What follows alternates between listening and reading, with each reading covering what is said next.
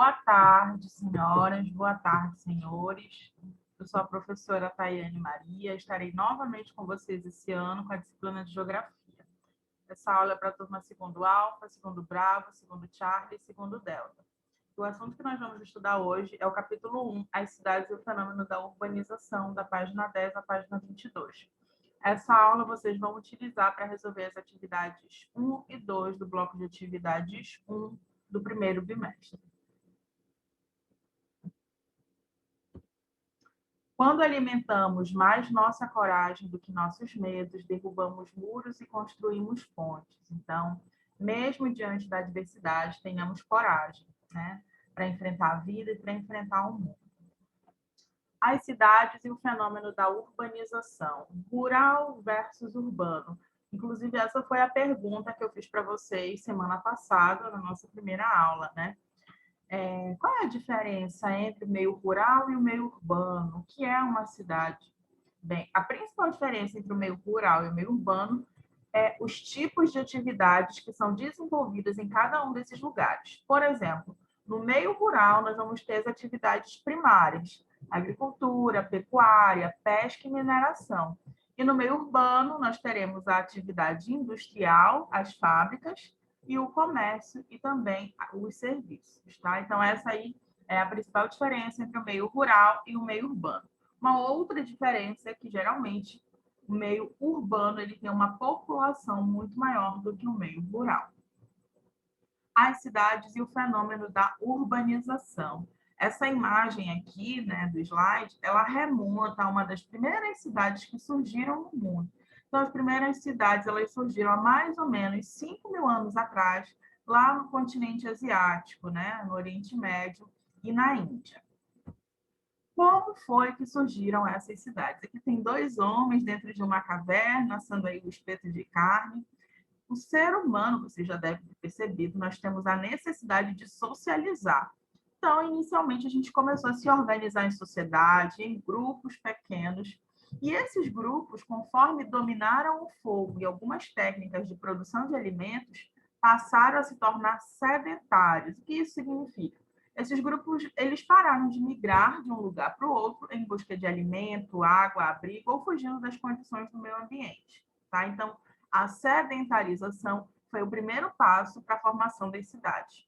Outros fatores importantes foi o surgimento da agricultura e da pecuária. Com o domínio do fogo, o homem conseguiu produzir instrumentos, né, rudimentares, com os quais ele conseguia arar a terra, plantar, colher. E um outro procedimento também muito importante para o início dessas cidades foi o escambo. No início não existia o dinheiro, então a forma que o homem encontrou para ele conseguir aqueles itens necessários à sobrevivência era a troca. Então, uma comunidade produzia um determinado alimento e trocava com outra comunidade. Assim se deu o início, né, do que a gente chama de cidade. Urbanização e revolução industrial. Essa imagem aqui tem uma imagem bem parecida com essa no livro de vocês. É uma fotografia lá do século XVIII, na cidade de Londres, no Reino Unido.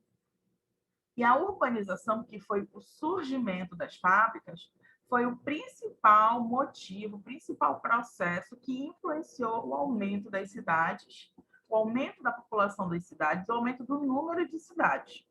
Até antes da Revolução Industrial, a maior parte da população mundial vivia no campo. Nas cidades, moravam poucas pessoas e nas cidades eram concentradas as atividades administrativas. O governo, as sedes do governo, por exemplo, ficavam nas cidades, enquanto que no campo era onde morava a maioria das pessoas. Com a Revolução Industrial, muitas pessoas saíram lá do campo e foram morar para a cidade. E aí a gente tem o surgimento das primeiras cidades com mais de 1 milhão de habitantes, né? A cidade de Londres, que fica na Inglaterra, no Reino Unido, e a cidade de Paris, na França. E aí, com o surgimento dessas cidades, com mais de 1 milhão de habitantes, nós vamos ter também o que a gente chama hoje de metrópole. Então, metrópole é um termo assim, muito amplo, né? Eu até trouxe aqui para vocês um conceito. É um termo que pode denominar a cidade principal ou capital de um determinado país ou província, ou ainda alguma cidade, por algum motivo, exerce influência cultural, social, econômica sobre as demais cidades da região metropolitana. Pode designar também, de forma oficial, a cidade principal de um conjunto de cidades que encontram-se unidas geograficamente. Esse conceito ele é muito amplo. Eu vou, no próximo slide, explicar para vocês de forma mais minuciosa o que é uma metrópole. Então, vamos lá. Existem dois processos chamados urbanização e metropolização. O que é a urbanização? É o crescimento das cidades, tanto em população quanto extensão territorial. É quando as cidades passam a crescer enquanto que a população do meio rural diminui. E a metropolização é o processo de crescimento urbano de uma cidade e sua constituição como centralidade de uma região metropolitana, isto é, de uma área composta por vários municípios que congregam a mesma dinâmica espaço-territorial. Então, voltando para cá, tem uma fotografia da cidade de São Paulo. Metrópole é como se eu tivesse várias cidades muito próximas, que cresceram uma em direção à outra, e há uma cidade central, que é a cidade que coordena aquilo. Vou dar um exemplo aqui da nossa região, as cidades de Macapá, Santana e Mazagão. Essas três cidades elas estão crescendo, principalmente as cidades de Macapá e a cidade de Santana. E aí a gente tem uma região metropolitana entre essas três cidades, Macapá, Santana e Mazagão. Dessas três, tem uma que ela é mais importante, porque é nela onde ficam as sedes de vários bancos, nela é onde fica a sede do governo estadual, nela onde ficam vários equipamentos e órgãos públicos, é onde ficam os principais hospitais. Então, essas cidades que ficam em uma região muito urbanizada, que concentra as principais atividades daquela região, a gente vai chamar de metrópole. Então, no caso do nosso contexto, entre Macapá, Santana e Mazagão, a metrópole seria a cidade de Macapá. E aí, como é este processo que está acontecendo entre essas três cidades, Macapá, Santana e Mazagão? Essas três cidades estão passando por um processo de conurbação. O que é a conurbação?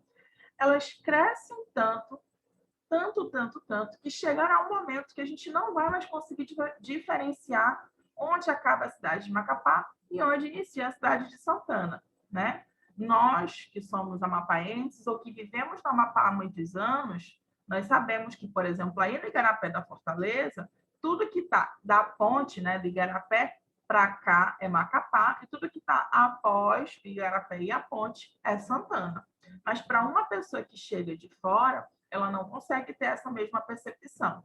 Então, isso aí é como a gente consegue observar esse fenômeno da conurbação no nosso dia a dia. É o crescimento das cidades de forma que elas chegam a se confundir e a gente não consegue diferenciar até onde vai uma e onde inicia a outra. Megalópole. A megalópole é quando tem a conurbação de várias metrópoles, né? Então, aqui eu trouxe para vocês uma imagem que mostra a costa dos Estados Unidos, onde tem a formação da principal megalópole, né? Que é uma megalópole formada aí entre Nova York, Boston, Filadélfia e Washington. A gente observa que há várias cidades extremamente populosas nessa região, e chegará um momento que essas metrópoles vão se juntar, vão se unir tanto, que a pessoa, quando andar na estrada aí de Nova York em direção a Boston, ela não vai conseguir diferenciar onde acaba Nova York e onde inicia Boston. Então, metrópole é quando eu tenho várias cidades na região metropolitana, e eu tenho uma cidade principal, e a megalópole é quando eu tenho várias metrópoles unidas. Planejamento urbano. Para que a vida na cidade fosse uma vida saudável, organizada e feliz, surgiu uma área do conhecimento que tenta organizar isso, que é o planejamento urbano. Nesse GIF aqui, vocês podem ver uma cidade funcionando perfeitamente, o trânsito fluindo, as casas, os prédios, tudo bonitinho, várias praças. Isso acontece em várias cidades do Brasil e em várias cidades do mundo, quando a gente tem um governo sério e comprometido com o bem-estar dos cidadãos. Eles vão pensar nas cidades a longo prazo. É muito comum acontecer aqui em Macapá, eu acho que isso acontece bastante em Santana, que vem a empresa, asfalta a rua, a empresa de urbanismo, né, da prefeitura, asfalta a rua, e aí um mês, às vezes até na mesma semana, vem a CAESA, quebra tudo e coloca alguma tubulação. Pelo planejamento urbano, isso está errado. A prefeitura e o governo eles deveriam planejar juntos o crescimento da cidade, de forma que não fosse desperdiçado. Porque quando isso acontece, depois a prefeitura vai ter novamente aquele gasto de pavimentar, de asfaltar aquela rua. Bem, gente, essa foi a nossa aula de hoje. Sempre que vocês tiverem alguma dúvida, é só me chamar lá no WhatsApp.